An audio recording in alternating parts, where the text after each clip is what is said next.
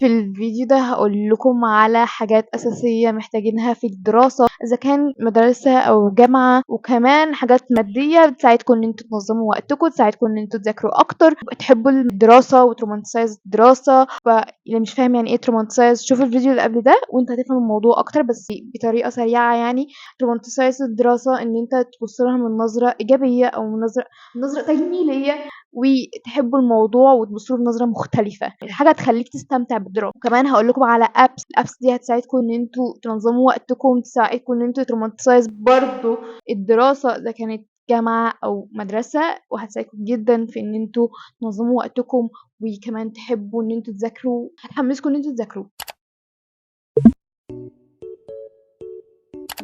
اوكي، هنبدأ دلوقتي في الحاجات اللي انتوا محتاجينها في الدراسة بحيث انها تكون اساسيات من الدراسة، هي ادوات هتساعدكم ان انتوا تحبوا الدراسة، هي سكول essentials من الاخر. طبعا قبل ما نبدأ، مش كل حاجة في الفيديو ده ضرورية واللي هو لازم تجيبوها، ده بيعتمد على موقفكم، وكمان لو الحاجة دي هتريحكم مناسبة لكم خلاص هاتوها، مش لازم ان انتوا تجيبوها. بس انا بقول لكم على حاجات لو انتوا حابين تجيبوها فهاتوها، لانها هتفرق معاكم في ان انتوا تذاكروا اكتر، تحبوا الدراسة اكتر، تخليكم ان انتم متحمسين ان انتوا تستخدموا الحاجه دي. هي حاجات بتفرق ان انتوا تستخدموها فتحمسكم في ان انتوا تدرسوا. كنت عاوزه اوريكم الحاجه وانا بقولها بس قلت اخليها وانا بعمل لكم واتس ان ماي باج، وايه اللي لازم يكون في شنطه المدرسه او شنطه الجامعه، فقلت هوريها لكم في الفيديو ده، والمره دي هوريكم صور بس عشان تفهموني اكتر.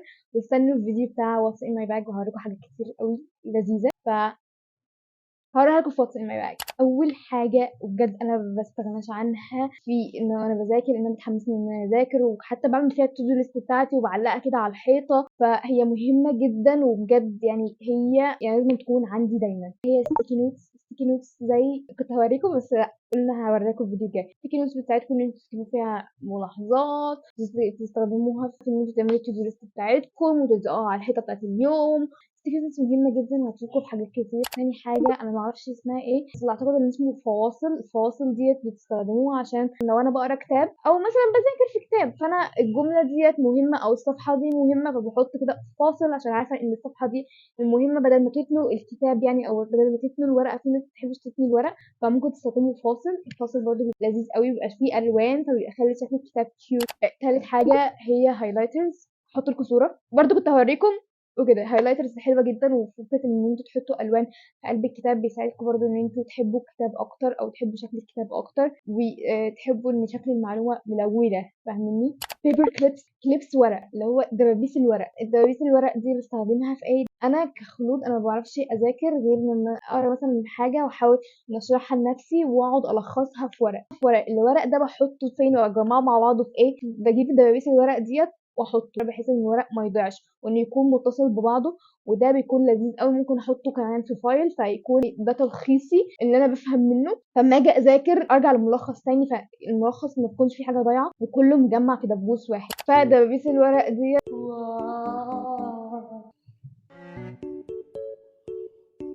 اخويا الصغير بيستظرف. ممكن تعدي الموضوع عشان هو مهووس قوي بالبتاع ده اليومين دول، اللي هو بيحب انه يخوف الناس كتير. اقلام جاف ملونه من وانا صغيره بحب استخدمها قوي. كنت بكتب كتير قوي وكنت اقعد اكتب بالاقلام الملونه دي، بجد بتكون لذيذه وبتخلي شكل الكتاب او الكشكول او الكراسه مما كان المسمى يعني تخلي شكلها حلو جدا عشان فيها الوان. فالاقلام الملونه لذيذه قوي وكمان هتحمسكم ان انتوا تكتبوا بيها، فانتوا هتحمسكم ان انتوا تذاكروا. نيجي بعد كده الاقلام شكلها كيوت، مثلا قلم رصاص شكله كيوت، اقلام جاف شكلها كيوت، حاجات كده تحبوها تحس ان انتوا تحبوا تستخدموها. كوريكشن تيب بيكون لذيذ قوي وبحب استخدمه جدا، فبحب ان انا اغلط كتير واقعد اعمل بيه، بجد بيحمسني اني اذاكر عشان اغلط عشان امسح بيه، بحبه قوي. بلانر تقعدوا تخططوا فيها انتوا الاسبوع ده هتعملوا ايه، اليوم ده هتعملوا ايه، وتنظموا فيها حياتكم اكتر، وده هيساعدكم قوي في المذاكره وان انتوا تخلصوا حاجات كتير وتنجزوا حاجات كتير في المذاكره. في كمان حاجه حلوه قوي وانا بحبها جدا وبتساعدني جدا ان انا اذاكر، هي سبوره وقلم سبوره عندكم في البيت، حلوه جدا وتحمسكم ان انتوا تذاكروا بصراحه. لان انا كنت بحب قوي شكل المدرسه وهي بتقعد تشرح وتكتب على السبوره قوي كده وانا صغيره، وكنت بحب جدا اكتب على السبوره. فاحنا كان عندنا سبوره، احنا لحد دلوقتي عندنا سبوره وقلم في البيت فبنقعد نذاكر بيهم، وبجد بتساعدني ان انا لحد دلوقتي في الجامعه اهوت وبقعد اذاكر على السبوره والقلم لاني بحب ده وبتحمسني ان انا اذاكر.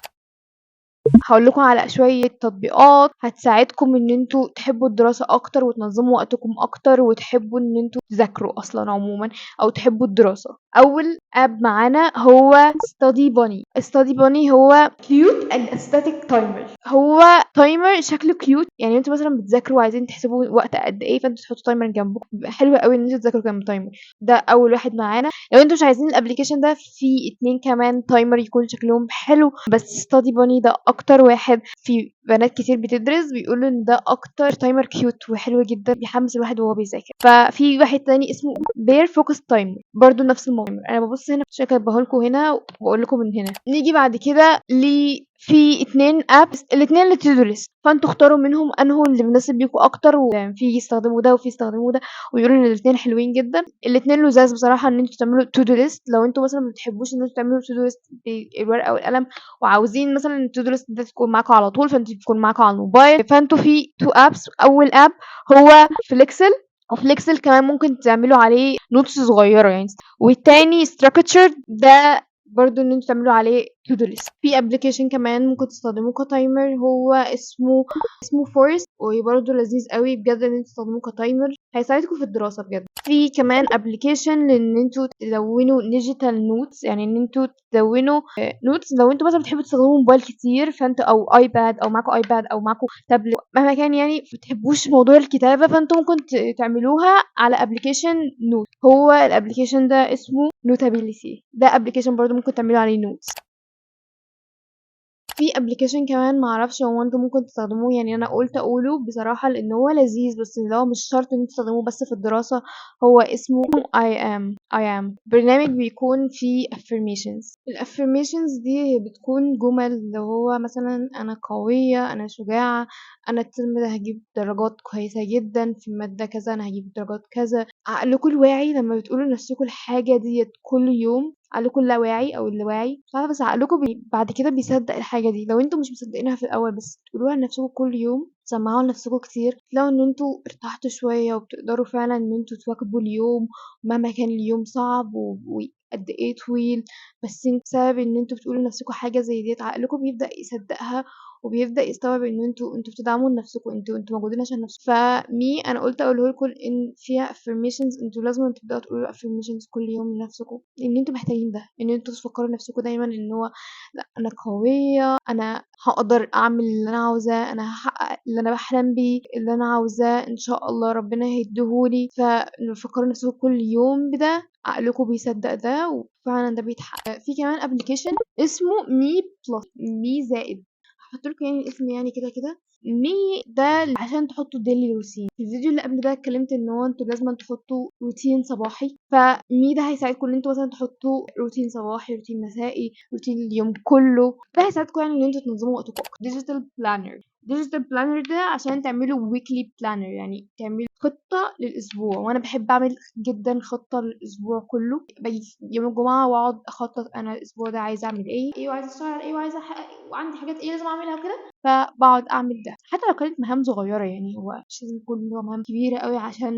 أعمل لها خطط. في ابلكيشن اسمه سلايدز للبرزنتيشن، وفي سكتش بوك ده ابلكيشن للرسم. لو انتوا مملين ولا حاجة في أي حصة في المدرسة أو في الجامعة، فطلعوه. أو انتوا مثلا في حصة رسم وعايزين ترسموا على حاجة، معكوش كراسة رسم، ارسموا بيه، يعني هو لذيذ. في كمان أجمد برنامج اللي أنا لحد دلوقتي ما استخدمتهوش ونفسي أستخدمه اسمه نوشن ده ابلكيشن كويس جدا في إن أنت تنظم أي حاجة، أي خطط، أي تنظيم. هو الابلكيشن ده بس هستخدمه إن شاء الله الفترة الجاية يعني، بس اتعلمه الأول.